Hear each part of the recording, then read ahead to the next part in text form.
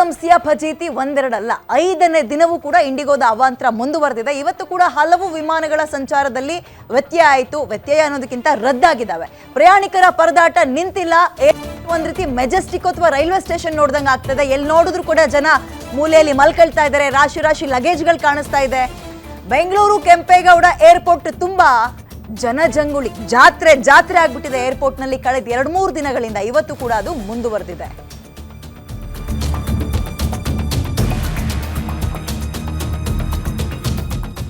ಎಲ್ಲಿ ನೋಡಿದ್ರು ಬರೀ ಜನ ನಿಂತಿದ್ದಾರೆ ಅಥವಾ ಕೂತಿದ್ದಾರೆ ಅಂತಲ್ಲ, ಅಲ್ಲಿ ಆ ಏರ್ಲೈನ್ಸ್ ಅವರೆಲ್ಲಾದ್ರೂ ಕಂಡ್ರೆ ಯೂನಿಫಾರ್ಮ್ ಹಾಕೊಂಡಾಗ ಒಂದ್ ರೀತಿ ಸುತ್ತುವರಿತಾ ಇದ್ದಾರೆ. ಅವ್ರಿಗೆ ಪ್ರಶ್ನೆ ಮೇಲೆ ಪ್ರಶ್ನೆ ಕೇಳ್ತಾ ಇದ್ದಾರೆ. ಸಿಬ್ಬಂದಿಗಳಿಗೆ ಏನು ಉತ್ತರ ಕೊಡಬೇಕು ಗೊತ್ತಾಗ್ತಾ ಇಲ್ಲ.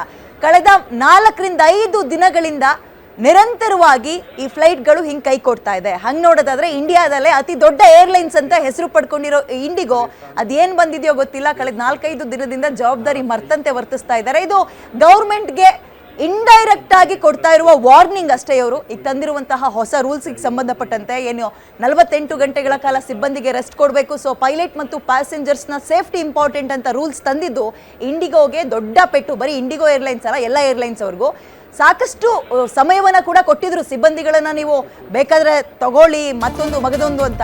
ಬಟ್ ಇಂಡೈರೆಕ್ಟ್ ಆಗಿ ವಾರ್ ನಡೆಸ್ತಾ ಇದ್ದಾರೆ ಗೌರ್ಮೆಂಟ್ ವಿರುದ್ಧ. ಅಂತೂ ಇಂತೂ ಗೌರ್ಮೆಂಟೇ ಸೋಲೋ ತರ ಕಾಣಿಸ್ತಾ ಇದೆ.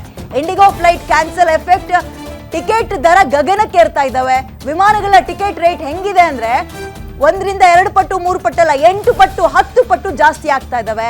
ಇದರ ಪರಿಣಾಮ ಇಂಡಿಗೋ ಕ್ಯಾನ್ಸಲ್ ಆಗ್ತಾ ಇದೆಯಲ್ಲ, ಉಳಿದಂತೆ ಈ air India, star air, Akash air ಈ ಏರ್ಲೈನ್ಸ್ಗಳ ಟಿಕೆಟ್ಗಳು ವಿಪರೀತ ಜಾಸ್ತಿ ಆಗ್ತಾ ಇದೆ. ಈಗ 20,000 ಇತ್ತು ಅನ್ಕೊಳ್ಳಿ ಎಲ್ಲಿಗಾರು ಒಂದು ಹೋಗ್ಲಿಕ್ಕೆ, ಅದು 80,000 ತನಕವೂ ಹೋಗಿದೆ. ಎಕ್ಸಾಂಪಲ್ ಹೇಳ್ತೀನಿ ಕೇಳಿ. ಬೆಂಗಳೂರಿಂದ ಚೆನ್ನೈ ಅಥವಾ ಬೆಂಗಳೂರಿನಿಂದ ನೀವು ಮಂಗಳೂರಿಗೆ ಟಿಕೆಟ್ ಬುಕ್ ಮಾಡಿದ್ರೆ ಅಬ್ಬಬ್ಬ ಅಂದ್ರೆ 5,000 ಒಳಗಿರ್ತಾ ಇತ್ತು. ಈಗ 25,000, 28,000 ಹಿಂಗೆ. ಈಗ ಹುಚ್ಚರು ಮದುವೆಲಿ ಉಂಡವನೇ ಜಾಣ ಅನ್ನೋ ರೀತಿಯಲ್ಲಿ ಇವರ ಈ ಜವಾಬ್ದಾರಿ ಮರೆತ ಪರಿಸ್ಥಿತಿಯನ್ನ ಉಳಿದಂತಹ ಏರ್ಲೈನ್ಸ್ಗಳು ಎನ್ಕ್ಯಾಶ್ ಮಾಡ್ಕೊಳ್ತಾ ಇದ್ದಾವೆ. ನಿಮಗೆ ನೆನಪಿರ್ಲಿ, ಇಂಡಿಗೋ ಪ್ರತಿದಿನ 2,200ರಿಂದ 2,300 ಫ್ಲೈಟ್ಗಳನ್ನ ಇಡೀ ದೇಶದಲ್ಲಿ ಹಾರಿಸ್ತಾ ಇದ್ದಿದ್ದು. ಬಟ್ ಈಗ ನಿನ್ನೆ ಒಂದೇ ದಿನ 140 ಫ್ಲೈಟ್ನಲ್ಲಿ ವ್ಯತ್ಯಯ ಆಗಿತ್ತು. ಪರಿಣಾಮ ಅಪ್ಪನನ್ನ ಕಳ್ಕೊಂಡು ಮಗ ಕೈಯಲ್ಲಿ ಅಸ್ಥಿಯನ್ನ ಇಟ್ಕೊಂಡು ಕಣ್ಣೀರು ಹಾಕ್ತಾ ಇದ್ದ. ಅಮ್ಮನ ಆಸ್ಪತ್ರೆ ಕರ್ಕೊಳಕ್ಕಾಗದೆ ಕಣ್ಣೀರು ಹಾಕ್ತಾ ಇದ್ದಾರೆ. ಇಂಥದ್ದು ಮದುವೆಗಳು ಮುಂದೂಡಿಕೆ ಆಗಿದೆ. ಇಂಥೆಲ್ಲ ಅವಾಂತರಗಳಿಗೆ ಇಂಡಿಗೋ ಈಗ ಕಾರಣವಾಗಿದೆ. 48 ಗಂಟೆಗಳಲ್ಲಿ ಏನೋ ಸರಿ ಮಾಡ್ತೀವಿ ಅಂದ್ರು, ಅದು ಸರಿ ಮಾಡೋದಿರಲಿ, ಇನ್ನು ವಿಪರೀತ ಹದಗೆಟ್ಟು ಹೋಗ್ತಾ ಇದೆ. ಯಾವಾಗ ಸರಿ ಆಗುತ್ತೆ ಕಾದ್ ನೋಡೋಣ.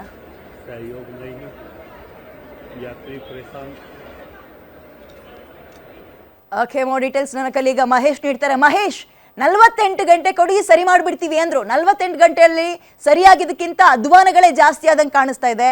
ಹೆಂಗಿದೆ ಪ್ಯಾಸೆಂಜರ್ಸ್ಗಳು ಹೆಂಗ್ ತಮ್ಮ ಆಕ್ರೋಶವನ್ನು ವ್ಯಕ್ತಪಡಿಸ್ತಾ ಇದ್ದಾರೆ, ಅಂಡ್ ಇದನ್ನ ಎನ್ಕ್ಯಾಶ್ ಮಾಡ್ಕೊಳ್ತಿರೋ ಉಳಿದಿರೋ ಏರ್ಲೈನ್ಸ್ಗಳ ಕಥೆ ಏನು, ಡೀಟೇಲ್ಸ್ ಕೊಡೋದಾದ್ರೆ? ಎಸ್ ಮೇಡಮ್, ದೇಶದ ಅತಿ ಹೆಚ್ಚು ದೊಡ್ಡ ವಿಮಾನಯಾನ ಸಂಸ್ಥೆ ಆದಂತ ಇಂಡಿಗೋ ಏರ್ಲೈನ್ ಸಂಸ್ಥೆ ಏನಿದೆ, ಈಗ ಅದರ ಸಮಸ್ಯೆ ನಾಲ್ಕನೇ ದಿನ ಕಳೆದು 5ನೇ ದಿನಕ್ಕೆ ಕಾಲಿಟ್ಟಿರುವಂತದ್ದು. ಆದ್ರೆ ಯಾವುದೇ ರೀತಿಯಾದಂತ ಪ್ರಯಾಣಿಕರಿಗೆ ಪರಿಹಾರ ಅಂತೂ ಒದಗ್ತಾ ಇಲ್ಲ.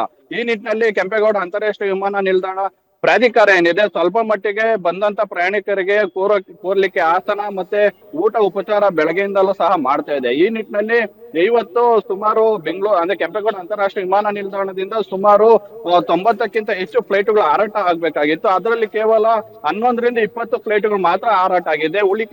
ಉಳಿಕೆ ಫ್ಲೈಟ್ಗಳೇನಿದ್ದಾವೆ ಇವು ಸಂಪೂರ್ಣವಾಗಿ ರದ್ದಾಗಿ ಈಗ ಇರುವಂತದ್ದು. ಈ ನಿಟ್ಟಿನಲ್ಲಿ ಏರ್ಪೋರ್ಟ್ಗೆ ಬಂದಂತ ಪ್ರಯಾಣಿಕರು ಏನಿದ್ದಾರೆ ಸಾಕಷ್ಟು ಫಜೀತಿಗೆ ಒಳಗಾಕಿರುವಂತದ್ದು.